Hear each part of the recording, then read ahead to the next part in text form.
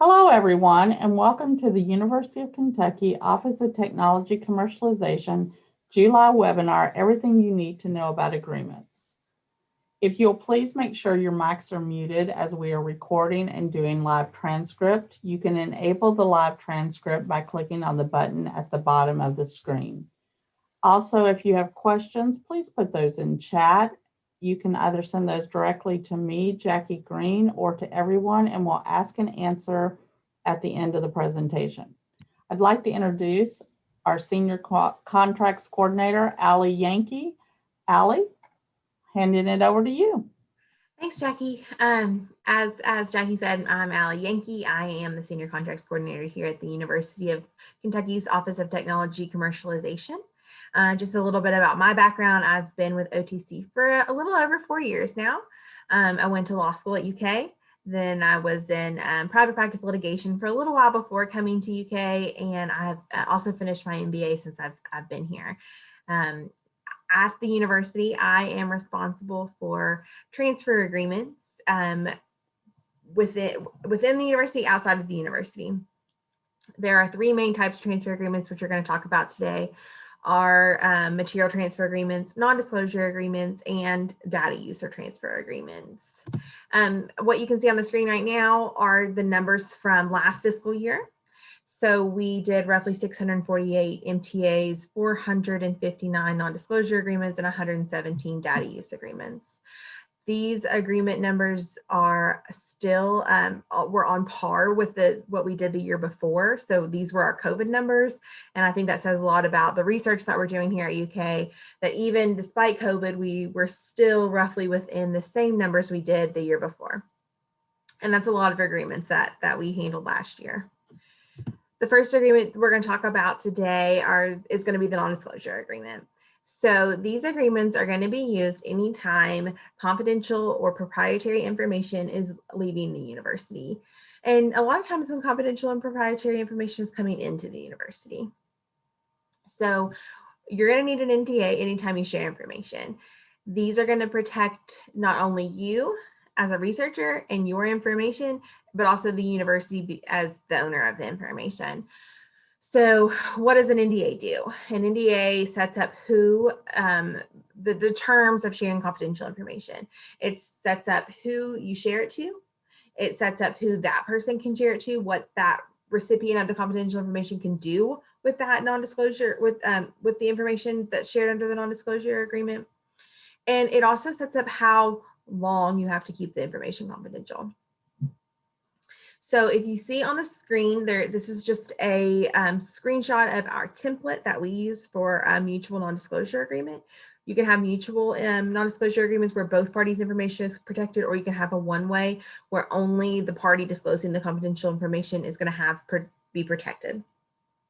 Typically, we like to make sure our agreements are always mutual. This prevents us from getting into a situation where we thought maybe the university won't be sharing any confidential information, so we only set up a one-way NDA with the outside organization's information being protected, and then we get into discussions and we're like, oh, actually UK wants to share information. We don't have to go back and do anything else.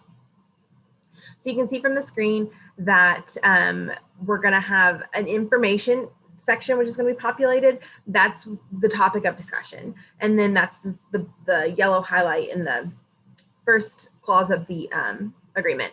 If you go down, you're going to see the blue highlight section. That's going to be your purpose. So we can tailor these agreements where they are set up to cover like a whole project or a whole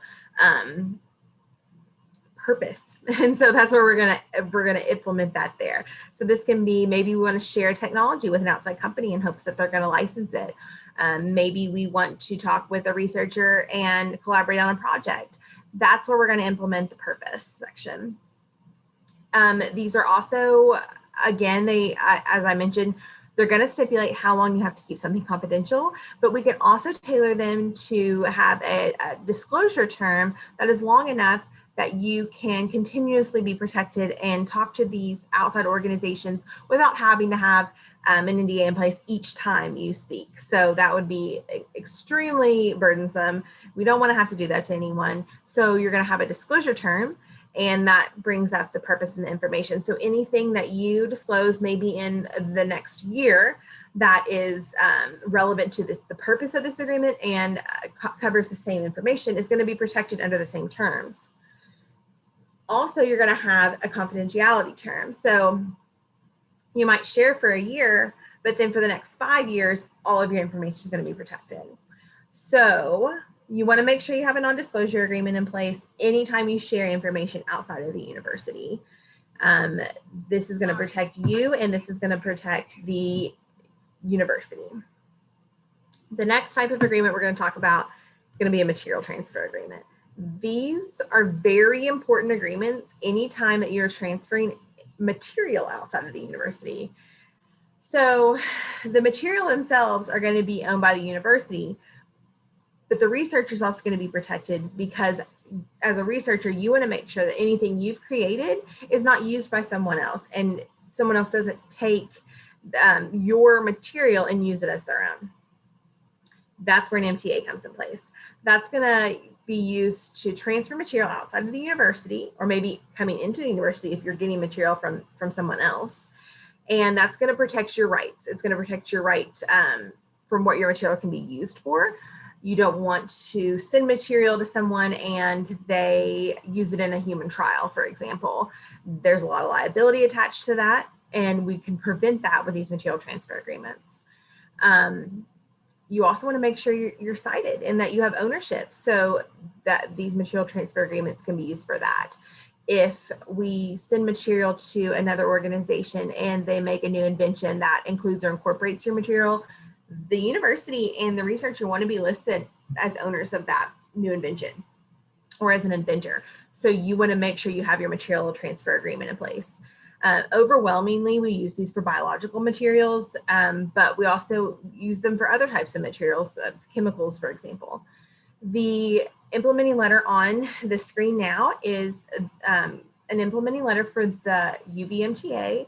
This is a template that we use very, very often because it has actually, a master agreement has been signed by almost every public institution in the United States and in some other countries as well.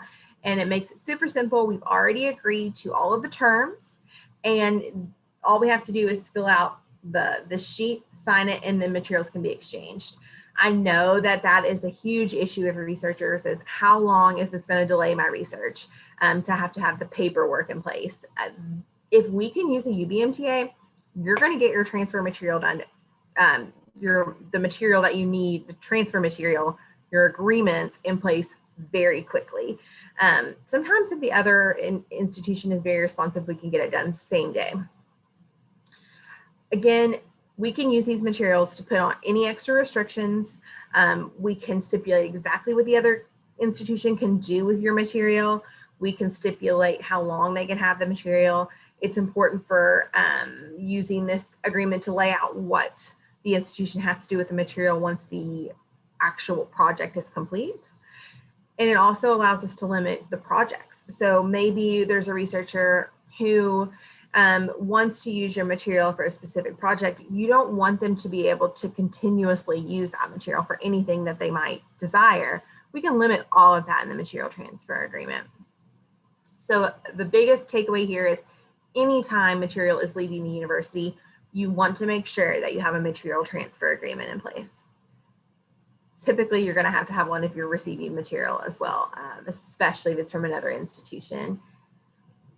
The next type of agreement we're going to talk about is going to be a data use or transfer agreement. Data use, data transfer, same agreements. These have become extremely popular. So as you can see a couple slides back, we did 118 of these last fiscal year. Well, when I first started 4 years ago, they said, oh, don't really worry about data use agreements. We did 7 last year. So they've blown up, and it's because they're needed. These agreements, data transfer used to be done under maybe a non-disclosure or a material transfer, but they didn't really get to the heart of the problem with data. And that's because there's a lot of different types of data, and they all need to be protected differently.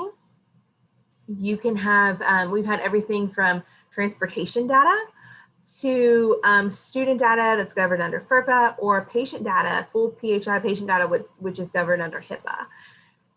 That's where this template that's on the screen now, the FDP template, came into place. This is very similar to the UV MTA in that a couple years ago, these institutions, a lot of institutions got together and said, hey, we have a problem because now these data use agreements are blowing up and we don't know how to handle them.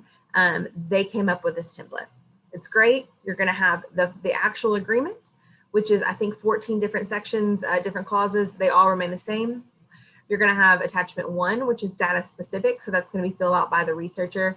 It's the project information. It's the data information. It's who you're sending it to. It's what happens to the data once the project's over.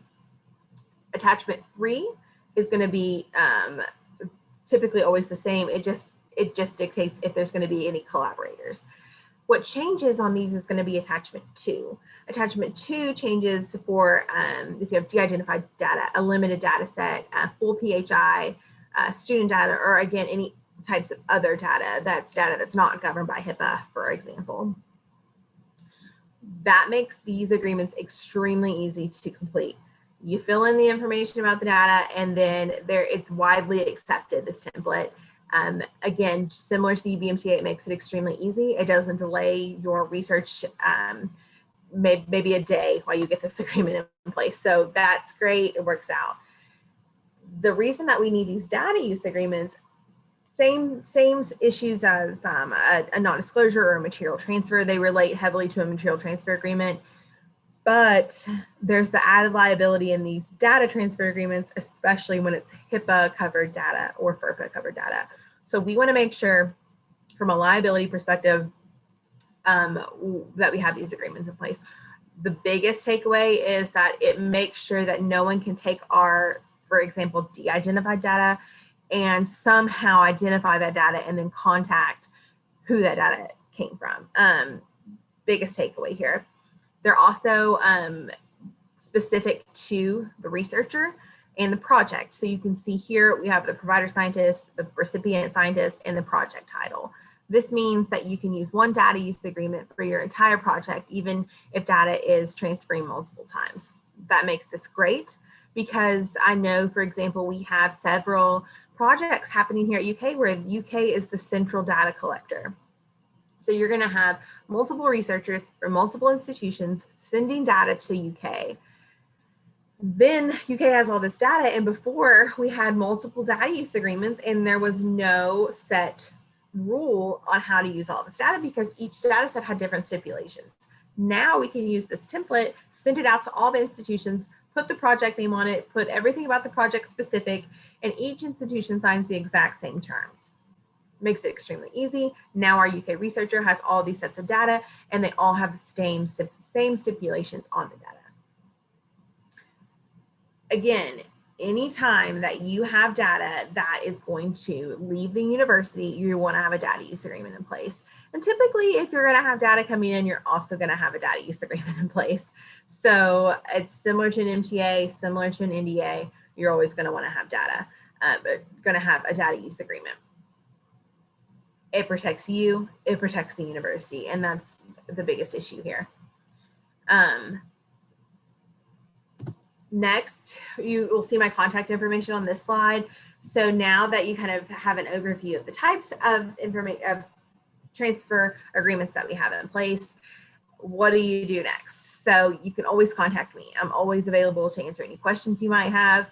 I will go over your specific scenario and we can talk about what agreement you need. So I know that I've had some instances where I had a researcher come to me and they thought they needed a data use agreement. And when we got into it, we realized that they did not need a data use agreement. They were simply sharing data, but the other party was just giving feedback. They couldn't actually use the data for anything. So we just could work under a non-disclosure agreement, which made the situation so much easier because it was fully de-identified data. We typically like you to get your data use agreement, your material transfer agreement, your non-disclosure agreement in as soon as you can. So send me an email and kind of let me know what your situation is, if you're sending, if you're receiving data or material or confidential information, and I can help you get the proper agreement set up. So I think we have some questions. Thank you so much, Allie, for all that wonderful information. We do have questions, and if anyone else has any questions, please feel free to put those in the chat. The first question we have is, when should I contact OTC for an agreement? Sure. Again, as soon as possible. So if you know that you're going to have, if you're starting a project, if you're just now getting an idea for a project, if you're in early talks and discussions with someone outside the university about possibly exchanging information, go ahead and contact me, contact OTC, and we can go ahead and get that process rolling. We like to have at least 2 weeks in advance. Sometimes that's going to be plenty of time to get an agreement done. Sometimes if you're working with an industry, you're going to need more than that. So as soon as possible, reach out to OTC and we can get the ball rolling on your agreement. Great. We have another question. What is the difference between a DUA and DTA? So there's not a lot of difference here. Sometimes they're just transferring data and the other party can't really do anything with the data, or they're not going to dictate what you can do. If you're using the data, you're going to have a data use agreement. So the FTP is data use and transfer. All the same, you can use it for any data transfer. Great. And when is a BAA needed? So a BAA is a little different. Those are not handled by OTC. Those are handled by UK Legal. You're going to want to contact Shay Luna, and she's great. She knows everything about BAAs, and she's a very helpful resource. Those are going to be needed when you're going to have an outside contractor who is going to have access to personal information, personal health information. You're going to need a BAA in place. So again, if that's the situation you're in where you have an outside contractor, reach out to Shay Luna in UK Legal. Great. How long does the process take? So as I stated, we would like at least 2 weeks to work on your agreement. However, sometimes it can take longer and sometimes it can be shorter. I've had several contracts that we can get done same day. If we're using a template and we have an extremely responsive other party, we're going to get it done very quickly. If there's a lot of back and forth, I've had agreements take months before. So again, get it in as soon as possible, and we will work our hardest to get the agreement at least out the door to the other party. And as long as they're responsive, we can get it done pretty quickly. But we want to avoid the situation where we get a call that morning and someone says, hey, I have a meeting this afternoon at 2 and I need a non-disclosure agreement in place. Don't want to get there. So make sure that you reach out to OTC and to me as soon as possible. Do you need a DUTA to share data with an ongoing collaborator? Yes. So even if it's ongoing, you're going to have an initial data use agreement in place. So the good thing about the template and these data use agreements is they are project specific. So even if you're transferring data multiple times, as long as it all is incorporated under the same project and it's all laid out in the initial data transfer agreement, you can continuously share data under that project. We have another question about whether I can sign an agreement if I receive it. So under the university administrative regulations, only Dr. Cassis can sign, has authority to sign these agreements. She's the VPR. However, Dr. Lisa Cassis has given that authority to Office of Technology Commercialization. So for research non-disclosure agreements, material transfer agreements, and data use agreements, only OTC has the authority to sign those agreements. Great, thank you, Allie. If I need a copy of an agreement that was previously handled by OTC, how can I get that? Great question. We have a great database here. It's called Sophia. We have a copy of every single agreement that we have negotiated and signed. They are currently, you can search by researcher, other party, you can search by date, especially if it's in the last 4 to 5 years when we started putting all that information in. If it's a little older than that, it's going to be harder to find, but we will definitely try to find it for you. but we do keep a copy of everything. And the great thing about Sophia is that if you reach out to our office, we can get you set up with with a login for specific researchers, and they can look at their specific agreements that are tied to their name. Great. And what information do you need to start an agreement?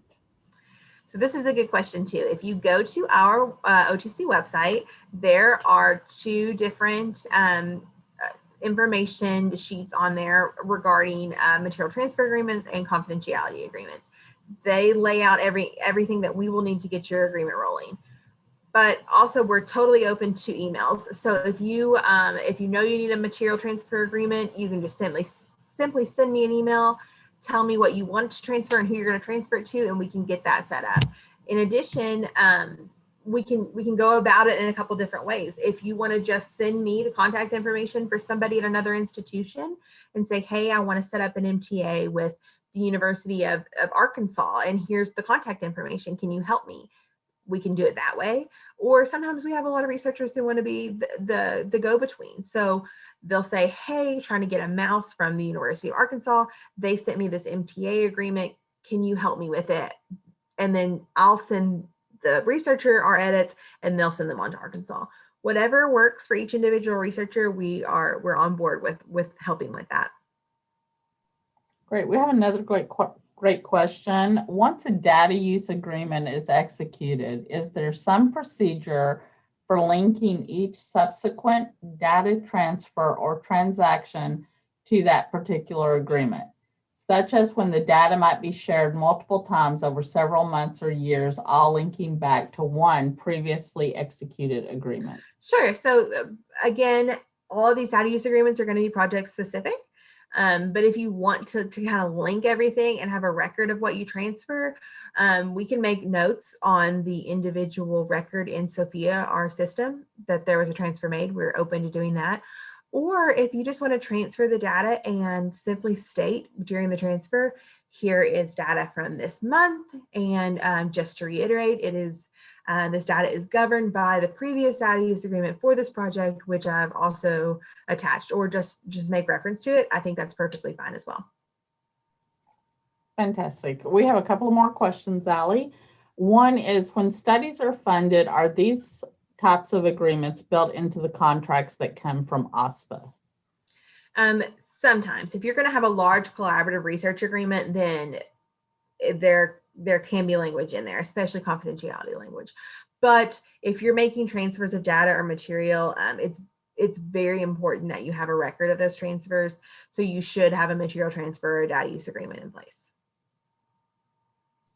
And our last question is, if I have received material from another university and then shared it with someone at UK or at another school without an MTA, what should I do about it? Sure, and this happens, probably more than we'd like to admit, but it happens everywhere. It doesn't just happen in UK. So especially if you've shared information or material or even data with someone outside of the university and it's university material, just reach out to us. It's very easy to contact another university and say, hey, we had some material shared with one of your researchers. There was not an MTA in place. Can we backdate one? A lot of the times they're going to say yes, because again, this happens everywhere, but do not rely on that. So don't think I'll just get an MTA later and go ahead and send it. That's what we don't want to happen. But if it has happened, reach out to us. We're 100% on board to at least reaching out to these universities and trying to get an MTA in place that's backdated. If you have shared material with someone at UK that you have received, you definitely need to reach out to us, because that is a breach of the original MTA. MTAs are specific to researchers or to anyone under their lab. So for example, if you have received material, say you received a mouse line under an MTA and you're the PI on that MTA, anyone in your lab can work on that. But if you have a postdoc who graduates and they get a job and they get their own lab, then they want to use that mouse. You cannot just transfer that mouse to them. They have to have their own MTA in place, even if they stay at UK and get their own lab at UK. So anytime you want to transfer material, that's received under an MTA, or if you have your own material that you want to transfer, just reach out to us and we will help you get that specific paperwork in place. Wonderful. Thank you so much, Allie, for all this information and answering the questions. I'd like to remind everyone that we have recorded this session and that we will send out the link in an email to everyone who has attended. We also have an August webinar on the 19th about what you need to know to stay in compliance. We will send the link to register to that as well. We thank everyone for joining us today, and we hope to see you in August. Thank you very much. Thanks.